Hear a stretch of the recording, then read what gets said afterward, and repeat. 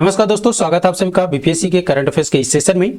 67th BPSC री exam के लिए हम लोगों ने लास्ट सेशन में कुछ क्वेश्चन कवर किए थे और at the end of the lecture हमने एक क्वेश्चन किया था आपसे कि कमेंट सेक्शन में आप मुझे लिख के बताएं कि मृत सागर यानी डेड सी के बारे में जो कुछ भी आप जानते हैं उसे शेयर करें। तो चलिए सबसे पहले हम उसी प्रश्न से इस सेशन की शुरुआत करते हैं, यानी सेशन नंबर 2 की शुरुआत लास्ट सेशन में पूछे गए प्रश्न से करते हैं। डेड सी के बारे में अगर सबसे पहले कुछ हमें जानना है तो वो जानना है उसके लोकेशन के बारे में कि ये लोकेशन इसका कहाँ है। यहाँ हमने एक मैप इंसर्ट किया है, इससे आपको समझने में आसानी हो जाएगी। यहाँ पर देखिए, यहाँ जो मैप है यहाँ आप देख सकते हैं लोकेशन, ये इजराइल है और ये क्या है, जॉर्डन है। तो जो लोकेशन है डेड सी का, आप इससे कह सकते हैं कि डेड सी के ईस्ट में क्या है, जॉर्डन है, और डेड सी के वेस्ट में क्या पड़ता है, इजराइल और वेस्ट बैंक पड़ता है। यहां से बार बार एग्जाम में आपके क्वेश्चन बने हैं। तो डेड सी के बारे में एक बेसिक आइडिया तो आपको मालूम चल गया कि जॉर्डन और इजराइल के बीच में क्या है, डेड सी है, यानी मृत सागर है। अब हमने कुछ पॉइंट यहां पर पॉइंट आउट किया है, उसे देख लेते हैं एक एक करके। सबसे पहला पॉइंट की अगर हम बात करें तो Dead C is also known as Salt Sea. क्या है, इसको हम साल्ट सी के रूप में भी जानते हैं। डेड सी को किस रूप में जानते हैं, साल्ट सी के रूप में जानते हैं। अब साल्ट सी के रूप में क्यों जानते हैं, क्योंकि इसकी जो पानी है, जो डेड सी की जो वाटर है वो 10 टाइम्स साल्टियर है, यानी 10 गुना खारा है एक नॉर्मल ओशन से। एक नॉर्मल ओशन से 10 गुना ज्यादा खारा है डेड सी का पानी, और यही कारण है कि इसे हम हाइपर सैलाइन लेक भी कहते हैं। तो यह एक प्रश्न बनता है एग्जाम में, क्या dead C is example of, क्या डेड सी हाइपर सैलाइन का एग्जांपल है, या इस तरह के ऑब्जेक्टिव आपको दे दिएगा। इसके अगला पॉइंट अगर हम बात करें तो it is also deepest hyper saline lake in the world. अगर आपसे क्वेश्चन पूछते कि Which one of the following is the deepest saline hypersaline lake in the world, तो आपका आंसर होगा dead sea. It is bordering Jordan to the east and Israel to the west। ये point हमने पहले ही cover कर दिया कि Israel को वेस्ट में और जॉर्डन को ईस्ट में यह बॉर्डर करता है। उसके बाद आप यहां से एक अंदाजा लगा सकते हैं, यहां से देख सकते हैं कि यहां से कोई भी ओशियन जो है वो डेड सी को टच नहीं कर रहा है। इससे आप क्या कह सकते हैं कि Dead C is a land locked sea. ठीक है, बहुत इंपॉर्टेंट पॉइंट है। Dead C is a land locked sea, यानी इसका कोई भी सोर्स, वाटर का जो सोर्स है, सी या ओशियन नहीं है। अगर हम, तो फिर आपके मन में प्रश्न उठ रहा होगा कि सर इसके सोर्स ऑफ वाटर क्या है। तो इसके सोर्स ऑफ वाटर है जॉर्डन रिवर। हाल ही में यह चर्चा में भी था कि क्या डेड सी का अस्तित्व खत्म हो जाएगा। तो ओनली सोर्स ऑफ वाटर जो है इसका जॉर्डन रिवर है। अगला पॉइंट है द वर्ल्ड लोएस्ट लेक के रूप में कौन जाना जाता है, तो द वर्ल्ड लोएस्ट लेक यानी निचली बिंदु जो लेक है वो कौन सा है, डेड सी है। सो अगर आपसे प्रश्न पूछा जाता है एग्जाम में वर्ल्ड लोएस्ट लेक कौन सा है दुनिया में, तो आपका आंसर हो जाएगा डेड सी। अब एक जो बेसिक सा क्वेश्चन कि डेड सी को डेड सी क्यों कहते हैं, यानी मृत सागर को हम मृत सागर ही क्यों कहते हैं, यह भी प्रश्न आपके दिमाग में उठेगा। हालांकि यह क्वेश्चन बनता नहीं है ऑब्जेक्टिव पॉइंट ऑफ व्यू से, लेकिन आपको जानना चाहिए। Dead C is called dead sea because of the harsh environment. यहाँ की जो इन्वायरमेंट है इतनी हार्श है, एक्सट्रीम सैलिनिटी, जैसा कि आपने देखा ही था कि इसकी जो पानी है इतनी सैलाइन है, कितनी सैलाइन है कि 10 गुना ज्यादा, नॉर्मल ओशियन से 10 गुना ज्यादा सैलाइन है। एंड बिकॉज ऑफ दिस कोई भी यहाँ पर जो प्लांट्स है या एनिमल है वो पनप नहीं पाता है। डेड सी में सर्टेन बैक्टीरिया पनप पाते हैं। कुछ ऐसे बैक्टीरिया हैं जो सिर्फ डेड सी में ही पनपते हैं, और वो बिकॉज वो जो बैक्टीरिया है अपने आप को ढाल लिया है, तो सिर्फ और सिर्फ बैक्टीरिया ही यहां पर पनप पाते हैं। अदर देन दैट प्लांट्स और एनिमल यहां पर फ्लोरिश नहीं करते हैं because of the harsh salinity, और इसीलिए इसको डेड सी कहा जाता है। आई होप यहां तक क्लियर होगा। एक चीज और, ये टूरिस्ट के लिए भी, टूरिस्ट पॉइंट ऑफ व्यू से भी डेड सी काफी फेमस है। अब ये फेमस क्यों है, यहां पर दूसरा पिक्चर आप यहां पर देखिए, यहां पर आप देख सकते हैं कि कुछ लोग काफी इंजॉय कर रहे हैं और ये यहां पर देखिए आराम से लेटे हुए हैं। अब ये लेटे हुए क्यों है, बिकॉज ऑफ द सैलिनिटी। इसमें इतना सैलाइन वाटर है ये कि इसकी घनत्व इतनी बढ़ गई है कि यहां पर आप आराम से फ्लोट कर सकते हैं, आप इसमें डूब ही नहीं सकते हैं। You cannot sink in this Dead Sea. आप इसमें फ्लोट करेंगे, आप जाइए आराम से फ्लोट करके मोबाइल चला सकते हैं, लैपटॉप चला सकते हैं, कुछ भी करिए। ठीक है, तो आई होप इतनी पॉइंट आपको डेड सी के बारे में फायदेमंद होगा आपके एग्जाम पॉइंट ऑफ व्यू से। तो चलिए अब हम कवर करते हैं सेशन 2 के नेक्स्ट करंट अफेयर्स को।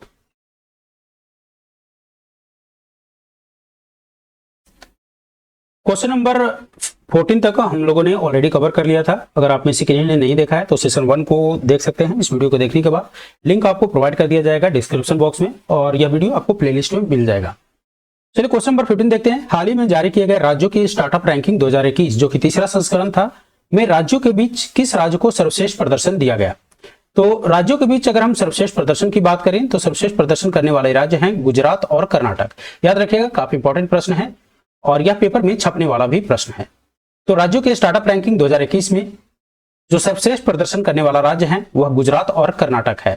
वहीं अगर टॉप परफॉर्मर की बात करें, सर्वश्रेष्ठ प्रदर्शन यानी बेस्ट परफॉर्मर के बाद टॉप परफॉर्मर का स्थान आता है, तो टॉप परफॉर्मर में केरला, महाराष्ट्र, उड़ीसा और तेलंगाना जैसे राज्य आते हैं। इमर्जिंग स्टार्टअप इकोसिस्टम की बात करें, वैसे तो बिहार का जो स्थान है पूरे राज्यों की स्टार्टअप रैंकिंग 2021 में कुछ खास नहीं है, लेकिन बिहार को इमर्जिंग स्टार्टअप इकोसिस्टम में रखा गया है। तो इस बिंदु को आपको ध्यान में रखना है Bihar exam point of view से कि इमर्जिंग स्टार्टअप इकोसिस्टम में आंध्र प्रदेश, बिहार, लद्दाख और मिजोरम जैसे राज्य भी शामिल हैं। अगर हम स्टेट स्टार्टअप रैंकिंग 2021 को कंडक्ट करने की बात करें तो इसे कंडक्ट करता है DPIIT यानी department of promotion of industry and internal trade के द्वारा यह कंडक्ट करवाया जा रहा है 2018 से। इसे रिलीज किया गया था हाल ही में पीयूष गोयल के द्वारा, यानी श्री पीयूष गोयल जो कि minister of commerce and industry हैं वर्तमान में। तो इतनी पॉइंट आपको राज्यों की स्टार्टअप रैंकिंग 2021 से याद रखनी है। पहला चीज तो संस्करण कौन सा था, यह तीसरा संस्करण है और इसे जारी किया गया था 2018 में पहली बार। किसके द्वारा कंडक्ट करवाया जाता है? DPIIT के द्वारा कंडक्ट करवाया जाता है। रिलीज किया गया है Shri Piyush Goyal minister of commerce and industry के द्वारा। बेस्ट परफॉर्मर स्टेट कौन है? तो बेस्ट परफॉर्मर स्टेट में आता है गुजरात और कर्नाटक, और टॉप परफॉर्मर स्टेट की अगर हम बात करें तो केरला, महाराष्ट्र, उड़ीसा और तेलंगाना जैसे राज्य हैं। इमर्जिंग स्टार्टअप इकोसिस्टम की अगर हम बात करें, आंध्र प्रदेश, बिहार, लद्दाख और मिजोरम जैसे राज्य शामिल है। चलिए क्वेश्चन नंबर 16 देखते हैं। क्वेश्चन नंबर 16 क्या कर रहा है? क्वेश्चन नंबर 16 है, जून 2022 में इस संस्था के द्वारा नशीले पदार्थों की तस्करी को रोकने के लिए ऑपरेशन नारकोस चलाया गया था। तो आपको याद रखना है ऑपरेशन नारकोस का संबंध जो है वह रेलवे सुरक्षा बल के द्वारा चलाया गया था। तो इस प्रश्न का आंसर हो जाएगा रेलवे सुरक्षा बल यानी RPF, राइट। क्वेश्चन नंबर 17 है, भारत की सबसे बड़ी तैरती सौर ऊर्जा परियोजना कहां चालू की गई है? बहुत इंपॉर्टेंट प्रश्न है। भारत की सबसे बड़ी फ्लोटिंग सोलर प्लांट जो है कहां चालू किया गया है? तो ये चालू किया गया है रामगुंडम, तेलंगाना में। ठीक है, तेलंगाना का एक छोटा सा जगह रामगुंडम, और वहीं पर यह परियोजना चालू किया गया है। और यह चालू किसके द्वारा किया गया है? NTPC के द्वारा चालू किया गया है, जिसकी कैपेसिटी है 100 मेगावाट, राइट। इस फ्लोटिंग सौर ऊर्जा की जो कैपेसिटी है वो 100 मेगावाट है, और यह परियोजना जलाशय के 500 एकड़ क्षेत्र में फैला हुआ है। ये टोटल जो है कितने एकड़ कवर कर रहा है? 500 एकड़ में फैला हुआ है। और इससे पहले NTPC के द्वारा केरल के कायकुलम में 92 मेगावाट और आंध्र प्रदेश के सिंहाद्री में 25 मेगावाट तैरती सौर ऊर्जा के वाणिज्यिक संचालन की घोषणा की गई थी। तो अगर आपसे क्वेश्चन पूछता है भारत की सबसे बड़ी तैरती सौर ऊर्जा परियोजना कहां चालू की गई है, तो आपका आंसर हो जाएगा रामगुंडम, तेलंगाना। लेकिन अगर क्वेश्चन यहां से इस तरीके से फ्रेम कर दे कि इनमें से इनको मैच कीजिए, पहला रामगुंडम सोलर परियोजना और यहां दे देगा स्टेट, दूसरा सिंहाद्री सोलर परियोजना और तीसरा कायमकुलम सोलर परियोजना। तो ये अगर आपको मैच करने के लिए देते तो आपको मालूम होना चाहिए रामगुंडम कहां पर है? तेलंगाना में है, और कायमकुलम कहां पर है? केरला में है, और सिंहाद्री कहां पर है? आंध्र प्रदेश में। इतनी चीजें आपको मालूम होना चाहिए। क्वेश्चन नंबर 18 देखते हैं। क्वेश्चन नंबर 18 क्या कर रहा है? इस संस्था के द्वारा पंजाब में NRI विवाद से जुड़े संभावित जोखिमों के बारे में जानकारी का प्रसार करने और पीड़ितों के लिए उपलब्ध निवारक कानूनी उपायों के संबंध में जागरूकता पैदा करने के लिए क्या करें और क्या ना करें, आगे का रास्ता नामक एक श्रृंखला जो कि अवेयरनेस प्रोग्राम है जारी किया गया है। तो ये जारी किया गया है राष्ट्रीय महिला आयोग के द्वारा। यह जो श्रृंखला है किसके द्वारा चलाया जा रहा है? राष्ट्रीय महिला आयोग के द्वारा क्या करें और क्या ना करें, आगे का रास्ता। यह NRI के मैरिज से रिलेटेड है और यह पंजाब में चलाया जा रहा है। ध्यान रखिएगा इस बात को। अब हम कुछ पॉइंट्स राष्ट्रीय महिला आयोग के बारे में भी जान लेते हैं। राष्ट्रीय महिला आयोग की वर्तमान में जो अध्यक्ष हैं वो हैं सुश्री रेखा शर्मा। तो इनका नाम याद रखिए। राष्ट्रीय महिला आयोग के वर्तमान में अध्यक्ष कौन है? सुश्री रेखा शर्मा। तो प्रथम अध्यक्ष कौन थे? राष्ट्रीय महिला आयोग का प्रथम अध्यक्ष थे जयंती पटनायक। इनका भी नाम आपको याद रखना है। इसका स्थापना 31 जनवरी 1992 को हुआ था।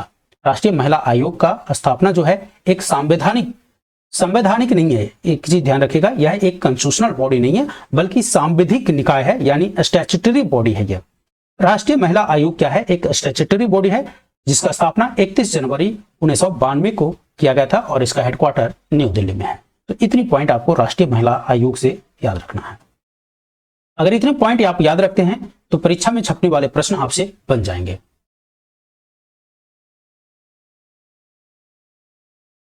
क्वेश्चन नंबर 19 क्या है? क्वेश्चन नंबर 19 है, हाल ही में डैश द्वारा अंतरिक्ष में भारतीय स्टार्टअप के 2 पेलोड की सफल लॉन्चिंग की गई है।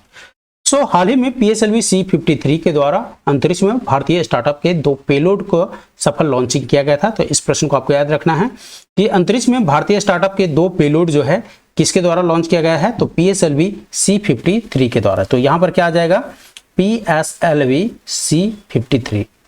अब हम कुछ जानकारी जो है इसरो और इन स्पेस इंडिया के बारे में जान लेते हैं, और ये दोनों काफी इंपॉर्टेंट ऑर्गेनाइजेशन है और इसे हमें जानना चाहिए। इसरो की अगर हम बात करें तो इसरो का फुल फॉर्म होता है इंडियन स्पेस रिसर्च ऑर्गेनाइजेशन। क्या होता है? इंडियन स्पेस रिसर्च ऑर्गेनाइजेशन, और यह इंडिया का नेशनल स्पेस एजेंसी है। इंडिया का नेशनल स्पेस एजेंसी है इसरो। इसकी स्थापना की अगर बात करें तो यहाँ से थोड़ा सा क्लरिकल मिस्टेक है। इसकी स्थापना जो है 15 अगस्त 1969 को किया गया था। इसरो का स्थापना 15 अगस्त 1969 को हुआ था और इसका हेडक्वार्टर कहां पर है? बंगलोर में है। इसका हेडक्वार्टर क्या है? बंगलोर में है। और इसके चेयरमैन हैं श्रीधर पनिक्कर सोमनाथ। याद रखिएगा, चेयरमैन बार बार बीपीएससी के द्वारा पूछा गया है, इसरो के चेयरमैन और DRDO के चेयरमैन से प्रश्न।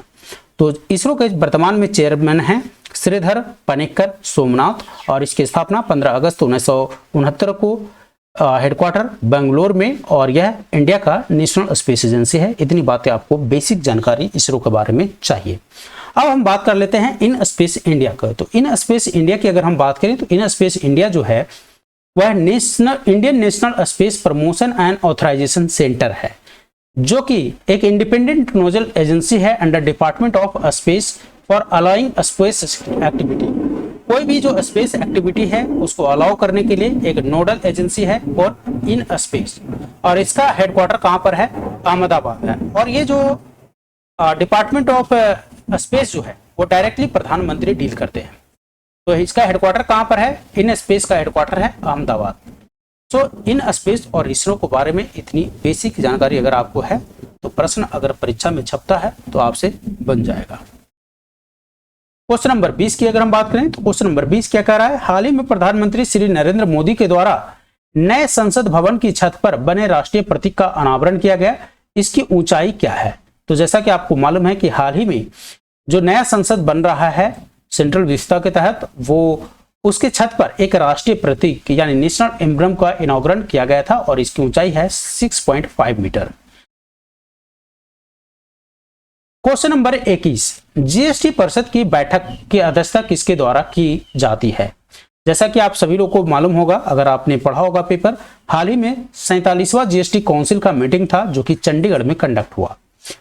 तो आपसे प्रश्न पूछा जा रहा है कि जीएसटी परिषद की बैठक की अध्यक्षता किसके द्वारा की जाती है? तो जीएसटी परिषद यानी जीएसटी काउंसिल की जो चेयरमैनशिप है वह केंद्रीय वित्त मंत्री के द्वारा किया जाता है, और वर्तमान में केंद्रीय वित्त मंत्री कौन हैं? निर्मला सीतारमण जी हैं। तो निर्मला सीतारमण जी के द्वारा 47वां जीएसटी काउंसिल मीटिंग का चेयरमैनशिप चंडीगढ़ में किया गया। अब हमें थोड़ी सी जानकारी जो है जीएसटी और जीएसटी काउंसिल के बारे में भी चाहिए, तो आइए देख लेते हैं जीएसटी और जीएसटी काउंसिल के बारे में। थोड़ा सा बस बेसिक ओवरलुक हम देखेंगे। जीएसटी की बात करें तो जीएसटी का फुल फॉर्म होता है गुड्स एंड सर्विसेज टैक्स। क्या होता है? गुड्स और services tax, which came into force on 1 जुलाई 2017। कब से लागू हुआ जीएसटी? 1 जुलाई 2017 से। काफी इंपॉर्टेंट प्रश्न है, पेपर में आपके छपेंगे इकोनॉमिक सेक्शन से। तो गुड्स एंड सर्विसेज टैक्सेस जो है कब से लागू हुआ? 1 जुलाई 2017 से, और इसके लिए एक अमेंडमेंट आया था 122 अमेंडमेंट बिल, जो कि दोनों पार्लियामेंट के दोनों हाउस से कब पास हुआ था? 2016 में पास हुआ था। तो अगर प्रश्न आपसे यह पूछता है कि 122वां अमेंडमेंट बिल किससे है, तो जीएसटी से है, और जीएसटी कब आया था? 1 जुलाई 2017 से लागू हुआ था। जीएसटी काउंसिल की अगर हम बात करें तो जीएसटी काउंसिल जो है एक ज्वाइंट फोरम है, किसका? सेंटर और स्टेट का। जीएसटी काउंसिल एक ज्वाइंट फोरम है सेंटर और स्टेट का, और इसको संविधान के अनुच्छेद 279 संविधान के अनुच्छेद 279 ए सब क्लॉज 1 के तहत कॉन्स्टिट्यूशनल अमेंडमेंट के तहत ऐड किया गया था। ठीक है, तो 279 A sub clause 1 of the constitutional amendment जब किया गया था, उसी में जीएसटी काउंसिल को ऐड किया गया था। GST Council, according to Articles 279, is meant to make recommendation to the Union and state on important issue related to GST। अब GST Council की स्थापना क्यों की गई थी? एज पर आर्टिकल यानी संविधान के अनुच्छेद 279 के तहत इसकी जो स्थापना है, इसकी जो स्ट्रक्चर है, इसकी जो बनावट है, वो इसलिए किया गया था ताकि यह रिकमेंड कर सके यूनियन और स्टेट को इंपॉर्टेंट इशू, जो कि जीएसटी से संबंधित इंपॉर्टेंट इशू है, उस पर यह अपना रिकमेंडेशन दे सके। यही जीएसटी काउंसिल है जो जीएसटी के वेरियस स्लैब, आपने देखा होगा वेरियस स्लैब 12%, 18%, ये जो वेरियस स्लैब है, जो जीएसटी के रेट का जो वेरियस स्लैब है, ये किसके द्वारा डिसाइड किया जाता है? ये भी डिसाइड किया जाता है जीएसटी काउंसिल के द्वारा। और एक लास्ट में एक जो प्रश्न बनता है कि जीएसटी काउंसिल के मेंबर कौन कौन होते हैं, तो जीएसटी काउंसिल के मेंबर की अगर हम बात करें तो यूनियन फाइनेंस मिनिस्टर तो सबसे पहले चेयरमैन होते हैं। दूसरा चीज, इसके एक मेंबर सेंटर से कौन होते हैं? Union minister of state of finance. तो राज्य के जो केंद्र के union minister of state finance जो होते हैं वह भी इसके मेंबर होते हैं, और ये दोनों सेंटर से होते हैं। वेयर एज स्टेट की अगर हम बात करें तो हर स्टेट से नॉमिनी होते हैं मिनिस्टर इंचार्ज ऑफ फाइनेंस, या तो मिनिस्टर इंचार्ज जो फाइनेंस के मिनिस्टर हैं वो हो सकते हैं, या टैक्सेशन के जो मिनिस्टर है वो हो सकते हैं, या एनी अदर मिनिस्टर जो कि इनको उस स्टेट के द्वारा अपॉइंट किया जाता है। तो ये सारे के सारे लोग क्या होते हैं? इसके मेंबर होते हैं। तो एक बार फिर से हम जीएसटी और जीएसटी काउंसिल को रिवाइज कर लेते हैं। जीएसटी परिषद, प्रश्न में आपसे पूछा गया था कि जीएसटी परिषद की अध्यक्षता किसके द्वारा किया जाता है? तो केंद्रीय वित्त मंत्रालय के द्वारा किया जाता है, वित्त मंत्री के द्वारा किया जाता है। और 47वां जीएसटी काउंसिल का मीटिंग जो है हाल ही में चंडीगढ़ में किया गया है। जीएसटी कब से लागू हुआ? तो 1 जुलाई 2017 से लागू हुआ। 122वां अमेंडमेंट बिल आया था इसमें, और दोनों जो हाउस है वहां से 2016 में पास किया गया था। जीएसटी काउंसिल की अगर हम बात करें तो यह ज्वाइंट वेंचर है सेंटर और स्टेट का, which was formed under article जो है which was setup by the president. ये किसके द्वारा सेटअप किया गया था? प्रेसिडेंट के द्वारा, as per article 279 A of the amendment constitution में अमेंडमेंट करके आर्टिकल 279 ए के तहत इसको पुटअप किया गया था। और आर्टिकल 279 के तहत इसको इसलिए बुलाया गया था ताकि यह अपना रिकमेंडेशन दे सके यूनियन और स्टेट को, अपने इंपॉर्टेंट इशू जीएसटी के जो इंपॉर्टेंट जितने भी मुद्दे हैं उस पर अपना रिकमेंडेशन दे सके। वेरियस स्लैब जो होता है जीएसटी का, वह भी डिसाइड होता है जीएसटी काउंसिल के मेंबर के द्वारा। जीएसटी काउंसिल के मेंबर कौन होते हैं? तो जीएसटी काउंसिल के मेंबर होते हैं भारत के जो वित्त मंत्री होते हैं, केंद्र के जो वित्त मंत्री होते हैं वो होते हैं, और केंद्र के जो यूनियन मिनिस्टर ऑफ स्टेट होते हैं फाइनेंस के, वह भी इसके मेंबर होते हैं। इसके अलावा राज्यों से जो फाइनेंस मिनिस्टर, राज्यों के फाइनेंस मिनिस्टर हो सकते हैं, या वहां का टैक्सेशन मिनिस्टर हो सकते हैं, या कोई भी मंत्री जो स्टेट के द्वारा अपॉइंट होता है, एक मेंबर जीएसटी काउंसिल का होता है। चलिए अगला बात, क्वेश्चन नंबर 22, काशी यात्रा योजना। याद रखिए, काशी यात्रा योजना किस राज्य सरकार के द्वारा शुरू किया गया है? यह प्रश्न आपको कंफ्यूज कर देगा। काशी यात्रा योजना अगर आपने नहीं पढ़ा है तो आपका आंसर सीधे ऑप्शन में अगर उत्तर प्रदेश दे दिया तो आप सीधे उत्तर प्रदेश लगाएंगे। लेकिन मैं आपको बता दूं कि यह काशी यात्रा योजना जो है उत्तर प्रदेश सरकार के द्वारा नहीं चालू किया गया है, यह चालू किया गया है कर्नाटक सरकार के द्वारा। तो याद रखिए, काफी इंपॉर्टेंट प्रश्न है। काशी यात्रा योजना जो है कर्नाटक सरकार के द्वारा शुरू किया गया है। अगला प्रश्न नासा से है, चंद्रमा पर कैपस्टोन किस स्पेस एजेंसी के द्वारा लॉन्च किया गया है? तो कैपस्टोन जो है चंद्रमा पर किस एजेंसी के द्वारा लॉन्च किया गया है? तो नासा का। और नासा कहाँ का नेशनल स्पेस एजेंसी है? तो यूएस का स्पेस एजेंसी है नासा। और इसी स्पेस एजेंसी के द्वारा चंद्रमा पर कैपस्टोन लॉन्च किया गया है। और इस मिशन का अगर हम उद्देश्य की बात करें तो इस मिशन का उद्देश्य है चंद्रमा की कक्षा का अध्ययन करना, यानी चंद्रमा के ऑर्बिट का अध्ययन करने के लिए यह कैपस्टोन लॉन्च किया गया था नासा के द्वारा। और नासा का स्थापना 1 अक्टूबर 1958 को हुआ था। और इसी 1958 को डीआरडीओ अपना जो भारत का डिफेंस रिसर्च ऑर्गेनाइजेशन है डेवलपमेंट ऑर्गेनाइजेशन है उसका भी स्थापना 1958 को हुआ था। नासा का हेडक्वार्टर कहां पर है? वाशिंगटन डीसी, संयुक्त राज्य अमेरिका। तो नासा के बारे में इतनी बेसिक जानकारी आपको चाहिए। Headquarter Washington DC. नासा का स्थापना 1 अक्टूबर 1958। और हाल ही में कौन सा मिशन यह लॉन्च किया है? कैपस्टोन चंद्रमा पर। कहां पर? कैपस्टोन मिशन चंद्रमा पर लॉन्च किया है। और इसका पर्पस क्या है? इसका पर्पस है चंद्रमा की कक्षा को अध्ययन करना।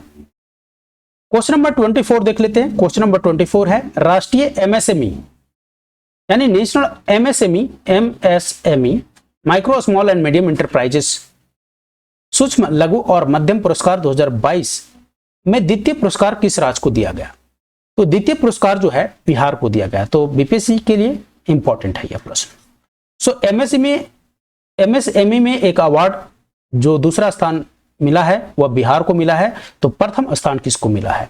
तो प्रथम स्थान दिया गया है ओडिशा को, द्वितीय बिहार को और तृतीय किसको मिला है? हरियाणा को। तो आप याद रखिएगा एमएसएमई अवार्ड 2022, एमएसएमई अवार्ड 2022 में प्रथम स्थान ओडिशा, द्वितीय बिहार, तृतीय हरियाणा।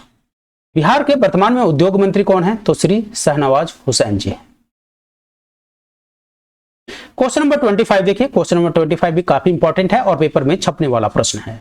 48वें G7 समिट 2022 का आयोजन 26 से लेकर 27 जून को कहां किया गया था? इसमें भारत के से कौन अटेंड किए थे? तो प्रधानमंत्री मोदी के द्वारा अटेंड किया गया था यह G7 समिट को। तो 48वां G7 समिट जो है इसका आयोजन यानी चेयरमैनशिप जो है वो किसके द्वारा किया गया था? चेयरमैनशिप जो है वो जर्मनी के द्वारा किया गया था। तो 48वां ग्रुप ऑफ 7 समिट 2022 का आयोजन 26 से लेकर 27 जून जर्मनी में हुआ था। G7 की स्थापना की अगर हम बात करें तो इसकी स्थापना 1975 में हुआ था। और G7 में अगर कंट्री की बात करें तो इसमें कंट्री कौन कौन शामिल है? 7 कंट्री है, UK, Canada, USA, France, Germany, Italy और एशिया का कौन सा कंट्री है? जापान। ठीक है। तो the only Asian country which is in group 7 वो है जापान। एक चीज और याद रखिएगा कि G7 के सारे मेंबर जो हैं वो G20 में भी शामिल हैं। तो यहां से आपको अगर G7 को याद रख लिए तो G20 के 7 मेंबर को आप याद रखिए प्लस इंडिया 8। ठीक है, इंडिया भी G20 का मेंबर है। तो G7 के सारे मेंबर प्लस इंडिया भी G20 का मेंबर है। तो G7 का कंट्री का मेंबर कौन कौन है? UK, Canada, USA, France, Germany, Italy और only Asian country that is Japan. ठीक है। थीम क्या था? G7 जो मीटिंग अभी हाल ही में हुआ 48वां G7 मीटिंग, उसका थीम क्या था? थीम था investing in better future on climate, energy and health. Right. और भारत की तरफ से कौन शामिल हुए थे? तो भारत के प्रधानमंत्री श्री नरेंद्र मोदी जी शामिल हुए थे। और उन्होंने एक चीज को जो ग्लोबल इनिशिएटिव था उसको हाईलाइट किया था, वो है लाइफ। ठीक है, क्या है? लाइफ। और इस लाइफ का फुल फॉर्म क्या है? Life style for environment campaign. तो एक कैंपेन क्या शुरू किया गया था? लाइफ किसके द्वारा? प्रधानमंत्री मोदी के द्वारा। और इसका फुल फॉर्म याद रखिएगा, लाइफ स्टाइल फॉर एनवायरनमेंट। काफी इंपॉर्टेंट प्रश्न है यह। क्वेश्चन नंबर 26 है पंचायती राज दिवस कब मनाया जाता है? तो पंचायती राज दिवस हर साल 24 अप्रैल को मनाया जाता है। इंपॉर्टेंट प्रश्न है, पंचायती राज दिवस कब मनाया जाता है? 24 अप्रैल को मनाया जाता है। क्वेश्चन नंबर 27 की अगर हम बात करें तो क्वेश्चन नंबर 27 है देश के 52वें टाइगर रिजर्व के रूप में किसे दर्जा दिया गया है? तो देश के 52वें टाइगर रिजर्व के रूप में राजस्थान के रामगढ़ विस्तारी को दर्जा दिया गया है as a tiger reserve. Rajasthan के अन्य टाइगर रिजर्व को अगर हम बात करें तो वहां पर अन्य टाइगर रिजर्व है Ranthambore tiger reserve, Mukundra tiger reserve और सरिस्का टाइगर रिजर्व। एक और फिर से पढ़ देते हैं, Ranthambore tiger reserve Rajasthan, Mukundra tiger reserve Rajasthan और सरिस्का टाइगर रिजर्व राजस्थान। तो कुल मिलाकर राजस्थान में अभी कितने टाइगर रिजर्व हो गए? 4।